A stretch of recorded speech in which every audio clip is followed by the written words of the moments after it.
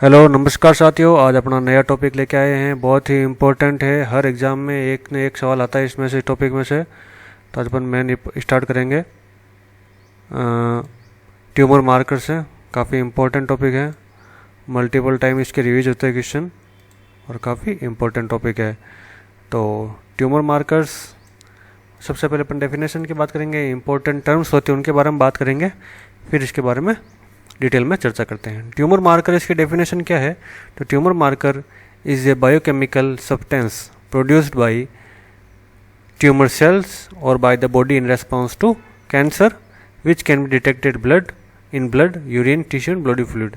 मतलब tumour markers वो biomedical substance है, बायोकेमिकल सब्सटेंस है जो कि ट्यूमर सेल द्वारा प्रोड्यूस होता है या फिर बॉडी के द्वारा प्रोड्यूस होता है इन रेस्पॉन्स ऑफ कैंसर, जो कि हमारे बॉडी फ्लूइड में, टिश्यू में या बॉडी फ्लूइड में उनको डिटेक्ट किया जा सकता है। कुछ इंपॉर्टेंट टर्म्स है जिनसे रिलेटेड कई बार क्वेश्चन बन सकते हैं आपको, लेंथी क्वेश्चन, तो इसको बहुत इंपॉर्टेंट है, आपको एक बार कंप्लीट इसको एक बार अच्छे से पढ़ लेना है। ट्यूमर्स, तो ट्यूमर क्या होता है? ट्यूमर के बारे में बात करेंगे। Tumour is an abnormal mass और swelling cause by uncontrolled cell growth. तो ट्यूमर क्या होता है? अबनॉर्मल मास होती है या फिर स्वेलिंग होती है, अनकंट्रोल्ड सेल की ग्रोथ होती है, उसको ट्यूमर कहते हैं। एक और टर्म आती है नियोप्लाज्म। तो नियोप्लाज्म क्या है? An abnormal uncontrolled growth of cell is called neoplasm. Question ये बन सकता है, एन अब इसे ये आपको दे देगा, सेंटेंस दे देगा और बोलेगा ये कौन से प्रकार के ट्यूमर या किसके बारे में बताया गया है, तो इसको क्या बोलेंगे? तो आप कुछ भी सवाल हो सकता है, मेलिग्नेंट ट्यूमर बोल रहे हैं, ट्यूमर बोल रहे हैं, नियोप्लाज्म बोल रहे हैं, क्या कहेंगे? तो उसको आपको आंसर करना है नियोप्लाज्म। इस प्रकार के क्वेश्चन आपको एग्जाम में देखने को मिल सकते हैं, ठीक है। बेनिंग ट्यूमर में क्या होता है? ये एक नॉन कैंसरस ट्यूमर होता है जो कि ग्रो होता है बिल्कुल slow and does not spread to other tissue. मतलब क्या करता है, ये ग्रोथ होता है बिल्कुल छोटा, ट्यूमर की तरह होता है, एक सेल होती है जो काफ़ी बड़ी होती रहती है, स्वेलिंग होती रहती है, एबनॉर्मल मास इंक्रीज होता है, लेकिन ये क्या करता है, नुकसान नहीं करता बॉडी को ना, ये डेंजरस नहीं है। ये क्या करता है, स्प्रेड नहीं होता अदर टिश्यू में और आपको हार्मफुल नहीं होता है। ये आप देख सकते हैं, ये बेनिंग टिश्यू क्या नाम है, ट्यूमर है जो कि एक सेल के अंदर पूरा पैक है। ये बढ़ेगा भी तो एक तो धीरे धीरे बढ़ेगा, और दूसरी बात ये फटेगा नहीं कभी भी, है ना। जबकि मेलिग्नेंट ट्यूमर क्या है, ये क्या कर रहा है, ये फट के चारों ओर फैल जाएगा पूरी बॉडी में और आसपास के टिश्यू को भी इफेक्ट करेगा। मेलिग्नेंट ट्यूमर यही है। मेलिग्नेंट ट्यूमर क्या है? And cancerous tumour that invades nearby tissue and spread to distant organs. मतलब क्या करेगा, आसपास के जो टिश्यू उनको भी इफेक्ट करेगा, साथ में जो दूर के दो ऑर्गन है उसके, उनमें भी जाके फैल जाएगा और पूरे बॉडी को इन्फेक्ट करेगा, ठीक है। ये हो गया कंप्लीट। नेक्स्ट चलते हैं, कुछ और है टर्म्स है, जैसे मेटास्टेसिस। मेटास्टेसिस क्या होता है? तो ये है spread of malignant cell from primary site to distant organ through the blood and lymph. तो अगर कोई कैंसरस कैंसर है जो कि पूरी बॉडी में फैल रहा है, किसके थ्रू? ब्लड और लिम्फ के थ्रू, तो क्या कहलाएगा वो कहलाएगा मेटास्टेसिस। एक टर्म आती है कार्किनोमा। कार्किनोमा क्या होता है? तो a malignant tumour arising from epithelial tissue. ये क्वेश्चन बन सकता है, मैंने क्वेश्चन डाला हुआ भी है। जो एपिथेलियल टिश्यू से जो मेलिग्नेंट ट्यूमर अराइज होगा उसको क्या बोलेंगे? तो उसको आप बोलेंगे कार्किनोमा। और सैक्रोमा क्या होता है? तो सैक्रोमा होता है a malignant tumour arising from connective tissue. जो कनेक्टिव टिश्यू से अराइज होता है या बनता है उसको क्या बोलते हैं? सैक्रोमा। ये काफ़ी इंपॉर्टेंट टर्म है, कई बार एग्जाम में आते हैं, आए हुए भी हैं, तो इसको थोड़ा ध्यान रखें। सवाल काफ़ी घुमा के पूछ सकते हैं। जनरली एक टर्म दे देते हैं कि the malignant tumour arising from connective tissue called. तो चार ऑप्शन दे दिए, मेटास्टेसिस, स्क्रोमा, सैक्रोमा, कार्किनोमा, ल्यूकेमिया। तो आपको उस समय हाथों हाथ करेक्ट आंसर लेना पड़ेगा। ल्यूकेमिया क्या होता है? ल्यूकेमिया सबको पता होना चाहिए, malignancy of blood forming tissue होता है, characterised by uncontrolled proliferation of white blood cell. WBC की बहुत से ज़्यादा, मतलब लगभग 90,000 to 1 लाख प्लस, या कई बार 1.5 लाख प्लस चली जाती है WBC की काउंटिंग, तब वो किस में आएगी? ल्यूकेमिया के अंडर आएगी, ठीक है। और इसकी जो नॉर्मल रेंज होती है वो होती है 9,000 से लेकर 11,000 के आसपास WBC की।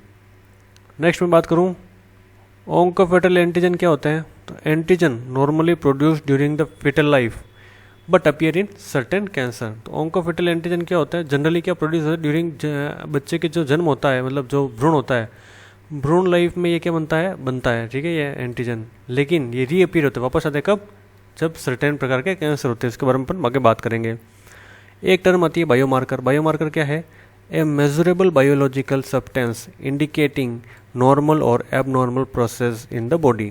तो क्या होता है, ये एक मेजरेबल बायोलॉजिकल सब्सटेंस है जो कि बॉडी के इंडिकेट करता है हमारे अंदर प्रोसेस, जो बॉडी का प्रोसेस चल रहा है वो नॉर्मल है, एबनॉर्मल है, या कोई दिक्कत तो नहीं है। एक आता है डायग्नोसिस आता है, एक आता है प्रोग्नोसिस। प्रोग्नोसिस क्या होता है? प्रोग्नोसिस होता है प्रेडिक्शन ऑफ आउटकम और कोर्स ऑफ डिजीज़। ठीक है, कोई प्रिडिक्शन होता है कि आउटकम क्या आएगा या फिर डिजीज़, प्रिडिक्शन ऑफ आउटकम और कोर्स ऑफ डिजीज़, ये प्रोग्नोसिस के अंदर आता है। स्क्रीनिंग क्या होती है? स्क्रीनिंग होती है testing apparently healthy individual to detect disease early. मतलब क्या कहता है, स्क्रीनिंग में क्या होता है, स्क्रीनिंग टेस्ट किस लिए होता है कि हेल्दी पीपल का भी टेस्ट किया जाता है इसमें, ताकि हम पता कर सकें किसी, अगर कोई अर्ली स्टेज में है तो उसमें आप पकड़ सको, मतलब आप पता चल जाए आपको अर्ली स्टेज वाला। ठीक है, क्योंकि अर्ली स्टेज में हर कोई हेल्थी ही रहता है और काफ़ी गंभीर समस्या होने के बाद उसमें ये लक्षण दिखने स्टार्ट होते हैं। एक और है टर्म रिक्योरेंस।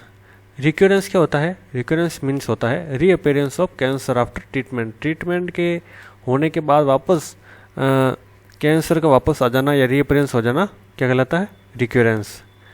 रेमिशन क्या होता है? तो रेमिशन होगा डिक्रीज और डिसअपीयरेंस ऑफ साइन और सिम्टम ऑफ कैंसर। मतलब रिमिशन होता है कि या तो डिक्रीज हो जाएंगे कैंसर के सिम्टम्स या फिर कंप्लीट गायब हो जाएंगे।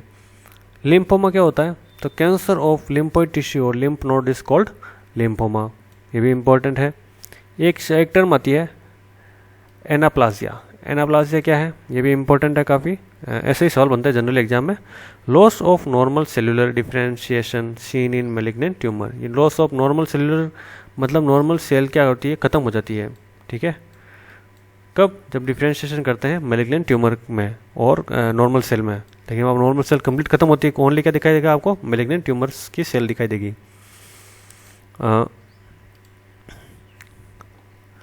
इम्पोर्टेंट कुछ पॉइंट है आपके। No tumour marker is 100% specific.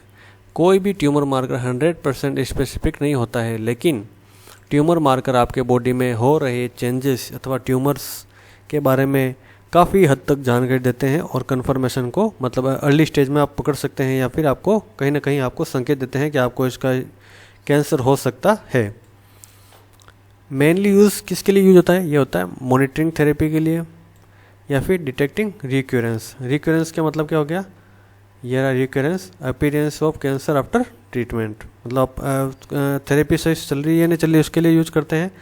दूसरा करते हैं कहीं वो वापस लक्षण कैंसर अपीयर रीअपेयर तो नहीं हो रहा है उसको चेक करने के लिए। एलिवेटेड लेवल्स में भी कई बार ट्यूमर मार्कर्स के फॉल्सली भी क्या नाम है लेवल बढ़े हुए होते हैं। जैसे बिनिंग डिजीज़ हो गया जिसमें कैंसरस, मतलब एक ट्यूमर तो है लेकिन वो कैंसरस नहीं, वो फैलेगा नहीं बॉडी में, वो एक जगह ही रहेगा और बिल्कुल स्लो ग्रो करेगा और ये बॉडी के लिए हार्मफुल नहीं होता है। ऐसी डिजीज़ में हो सकता है, प्रेगनेंसी में ये इंक्रीज़ हो सकता है और इन्फ्लामेशन में भी ये इंक्रीज़ हो सकते हैं। नेक्स्ट अपन एक इफेक्ट की बात करते हैं। एक इम्पोर्टेंट टॉपिक है या पॉइंट है हुक इफेक्ट। हुक इफेक्ट को प्रोजन इफेक्ट भी बोलते हैं, कई बार एग्जाम में आता है। हुक इफेक्ट का अदर नाम क्या है या प्रोजन इफेक्ट क्या है? तो hook effect is falsely low और false negative result seen in immunoassay when an antigen concentration is extremely high. Antibody तो है कम और एंटीजन जो है वो ज़्यादा है। ठीक है, एंटीजन बहुत ज़्यादा होंगे तो क्या होगा? एंटीजन ज़्यादा होने के कारण उसमें फॉल्स लो और नेगेटिव रिजल्ट आने शुरू होते हैं, उसको बोलते हैं हुक इफेक्ट। ये मेनली कब सीन होता है? सैंडविच इम्यूनोएसे में दिखाई देते हैं। कौन कौन सा टेस्ट? LISA, CLIA, ETC में। इसको कैसे अपन कंट्रोल कर सकते हैं? तो अगर आप सैंपल को डाइल्यूट कर लेते हैं तो आपको इसको करेक्ट कर सकते हैं। ये काफ़ी इंपॉर्टेंट है, एग्जाम आने लायक है। हुक इफेक्ट को क्या कहते हैं, कौन सा होता है, क्या होता है, आपको इसको थोड़ा नॉलेज में रखना है। नेक्स्ट अपन चर्चा करते हैं क्लासिफिकेशन ऑफ ट्यूमर मार्कर्स। तो क्लासिफिकेशन ऑफ ट्यूमर मार्कर्स क्या है? तो ऑन्कोफेटल एंटीजेंस हो गए, हार्मोनल ट्यूमर मार्कर्स हो गए, एंजाइम ट्यूमर मार्कर हो गए, कार्बोहाइड्रेट ग्लाइकोप्रोटीन एंटीजन हो गए, इम्यूनोग्लोबिन मार्कर हो गए, वायरस भी होते हैं और अदर जो भी हैं इंपॉर्टेंट ट्यूमर मार्कर्स के अंडर में आते हैं। अब एक एक करके बात करेंगे अपन। सबसे पहले बात करते हैं ऑन्कोफेटल एंटीजन। सब बात भी की थी पहले कि produce during the fetal life and reappear in cancer. ठीक है, सबसे पहला है, काफ़ी इंपॉर्टेंट है, कई बार एग्जाम में आता है, AFP। फुल फॉर्म पूछ लें तो अल्फा फेटोप्रोटीन। सोर्स क्या है, नॉर्मल सोर्स जनरली कब बनता है तो फिटल लीवर में। ठीक है, बच्चे के लीवर में, फिटल के लीवर में। ठीक है, इंक्रीज इन कब हो सकता है, इंक्रीज कब कब होता है, अगर हेप्टोसेलुलर कार्सिनोमा है, यॉल्क सैक ट्यूमर है या टेस्टिकुलर कैंसर है। इन 3 केसेस में मेनली ये इंक्रीज हो जाता है। नॉन कैंसर कोज में भी इंक्रीज होगा, कब होगा, अगर प्रेगनेंसी है तो हो जाएगा, हेपेटाइटिस है तब भी हो सकता है, और सीरोसिस हो तो भी आपको इंक्रीज देखने को मिल जाएगा। एक इम्पॉर्टेंट MCQ पॉइंट है, AFB is the marker of hepatocellular carcinoma. Question आता है हेप्टोसेलुलर कार्सिनोमा के लिए आप कौन सा मार्कर यूज करते हैं, तो AFP अल्फा फेटोप्रोटीन। नेक्स्ट चलते हैं CEA कार्किनो एम्ब्रियोनिक एंटीजन। ये भी काफ़ी इंपॉर्टेंट है। इसका मोलिकुलर वेट होता है 180 किलो डाल्टन। ठीक है, जनरली कब इंक्रीज हो जाते हैं, मतलब नॉन कैंसरस में, तो स्मोकर्स जो सिगरेट पीते हैं उनके लिए उनमें इंक्रीज दिखने को मिल सकता है, या फिर अल्सरेटिव क्लोटिस में भी दिखने को मिल सकता है।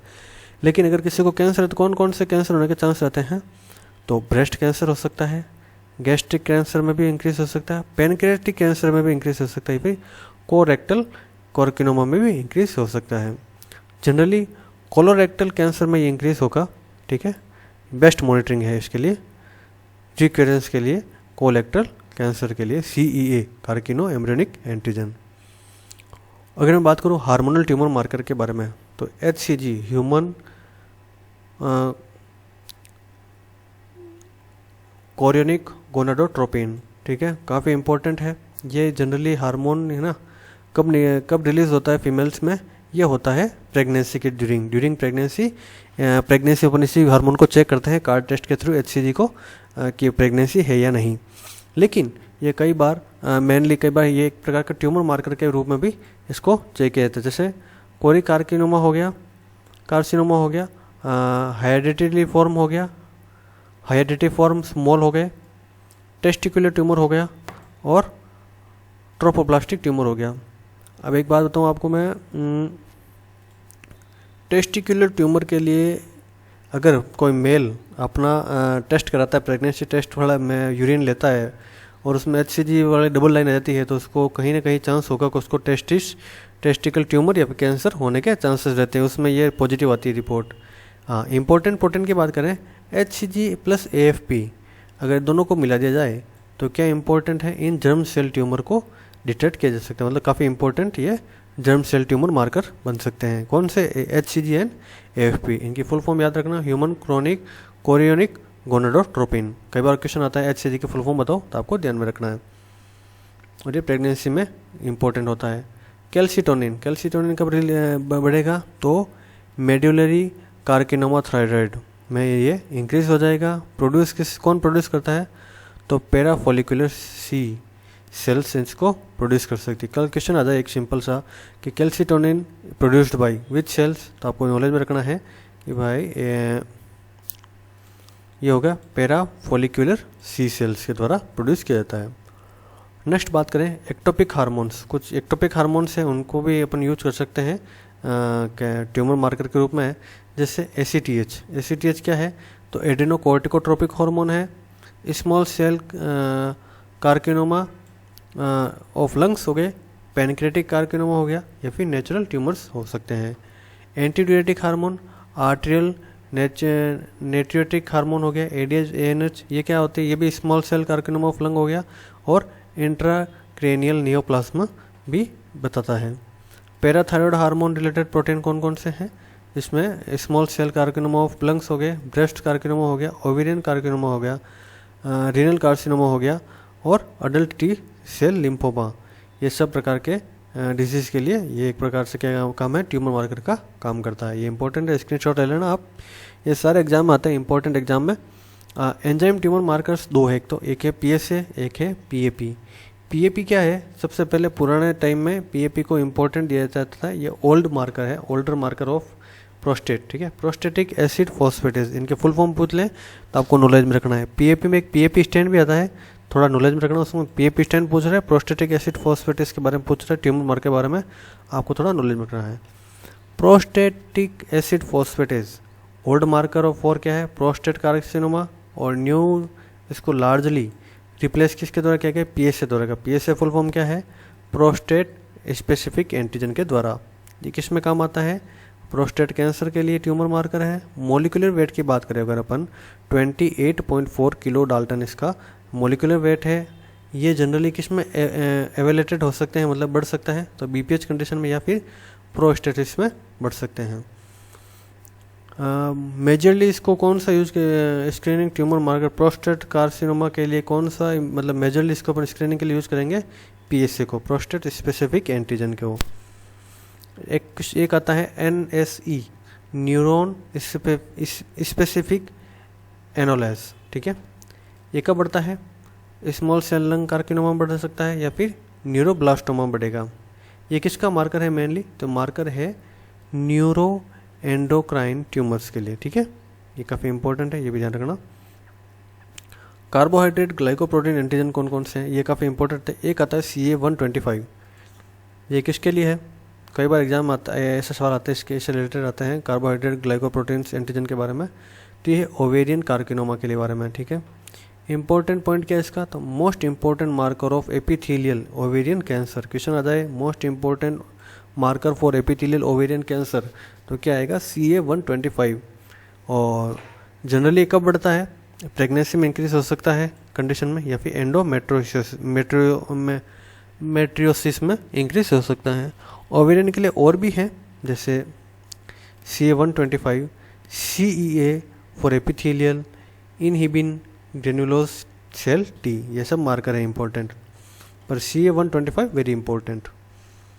नेक्स्ट मैं बात करूं CA-19.9, ये कौन सा मार्कर है, यह है पैनक्रेटिक कार्सिनोमा के लिए, ठीक है। CA-19.9 किसके लिए होगा, पैनक्रेटिक कार्सिनोमा के लिए। और इंक्रीज जनरली कब बढ़ सकता है, तो GI मेलिनजियोसिस, तो कब बढ़ सकता है, गैस्ट्रोइंटेस्टाइनल प्रॉब्लम के कारण ये बढ़ भी सकता है। अगर मैं बात करूँ CA-15.3, ये किसके लिए है, तो ये ब्रेस्ट कार्सिनोमा के लिए है, और इसको मेनली यूज किया जाता है मॉनिटरिंग ऑफ ट्रीटमेंट मॉनिटरिंग के लिए इसको अपन यूज़ करेंगे CA-15.3। ब्रेस्ट कैंसर के लिए आपके लिए इंपॉर्टेंट कुछ यहाँ पे दे रखे हैं ट्यूमर मार्कर, आप देख लेना CA-15.3, CA-27.29, CEA, ER, PR, PS2, P53, DNA, पोलिडी, S-फेस, EGFR, BRCA gene ETC, ठीक है। एक बार इसको आप देख लेना। CA-72.4, ये किसके लिए है, तो ये है गैस्ट्रिक एंड कोलोनिक कार्सिनोमा, ये कार्सिनोमा के लिए होगा। लंग्स कार्सिनोमा के लिए क्या होगा, तो CIFRA 21.1, ठीक है, सिफ्रा 21.1 लंग कार्सिनोमा के लिए क्या नाम है, इसके लिए क्या है ट्यूमर मार्कर है। कुछ इंपॉर्टेंट ट्यूमर मार्कर की बात करें तो अपन बात करेंगे क्रोमोग्रेन A, ये किसके लिए होता है, यह है न्यूरो एंडोक्राइन ट्यूमर्स के लिए। बीटा-2 माइक्रोग्लोबुलिन किसके लिए है, तो मल्टीपल माइलोमा के लिए। LDH germ cell tumour lymphoma के लिए। HER2-NEU किसके लिए हो सकता है, ब्रेस्ट कार्सिनोमा के लिए। SCC एंटीजन किसके लिए यूज होगा, तो ये होगा स्क्वेमस सेल कार्सिनोमा के लिए, ठीक है। ये क्वेश्चन पूछ ले SCC एंटीजन में SCC की फुल फॉर्म क्या था, स्क्वेमस सेल कार्सिनोमा। स्क्रीनशॉट ले सकते हो आप इसको, ठीक है। नेक्स्ट चलते हैं इम्यूनोग्लोबिन मार्कर्स।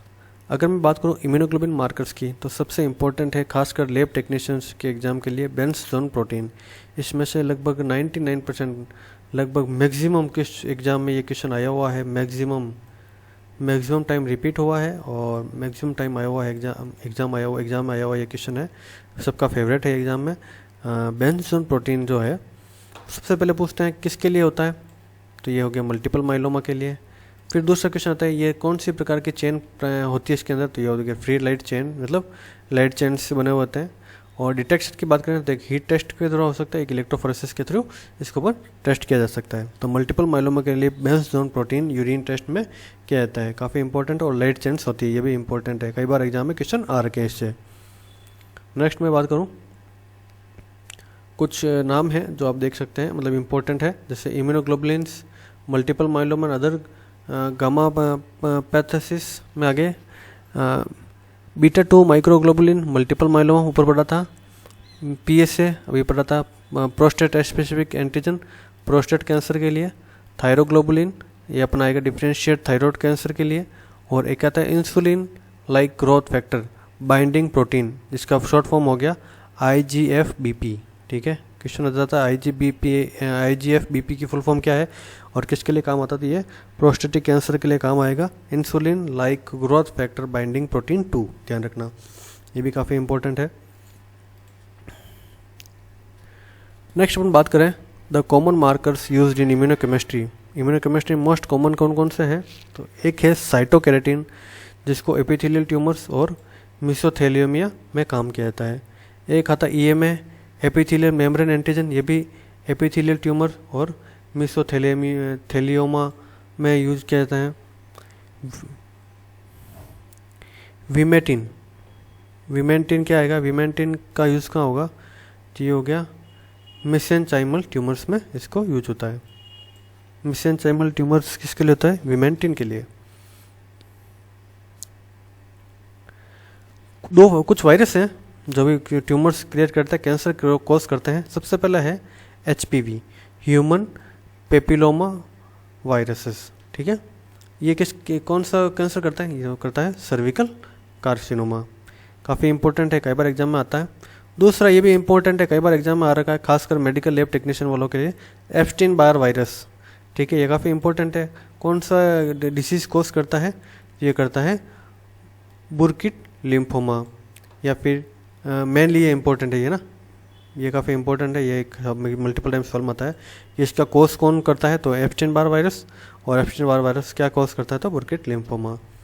और भी कुछ करता है, जैसे नेसोफेरेंगल कार्सिनोमा कर सकता है, मतलब बता इसको, सॉरी क्या करता क्या है, हाँ ये करता ही है, ठीक है ओके।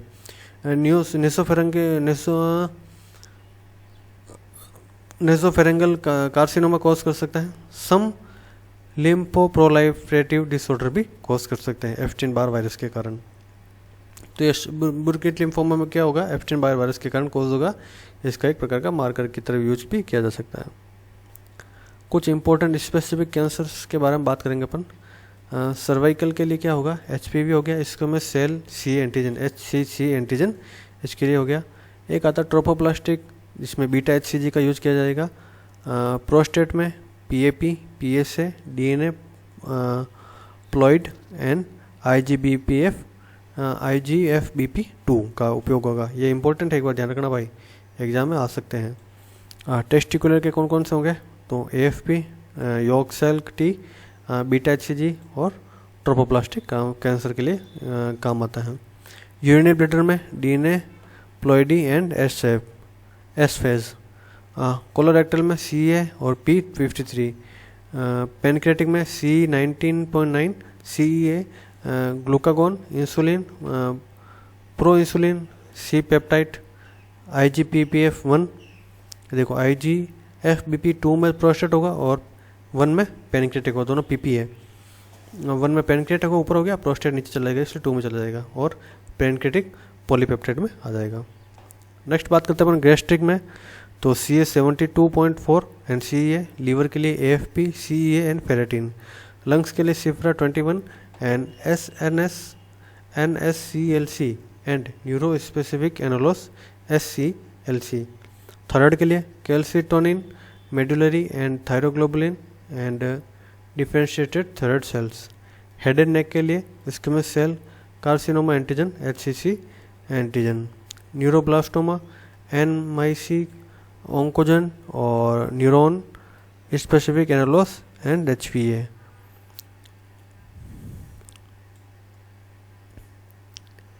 फिर आता है फियोक्रोमोसाइटोमा, तो chromogranin A, VMA, catheliomyines and metanephresis. Paraneoplastic syndrome क्या होता है? तो neuronal nuclear HU antibodies, Purkinje cell U and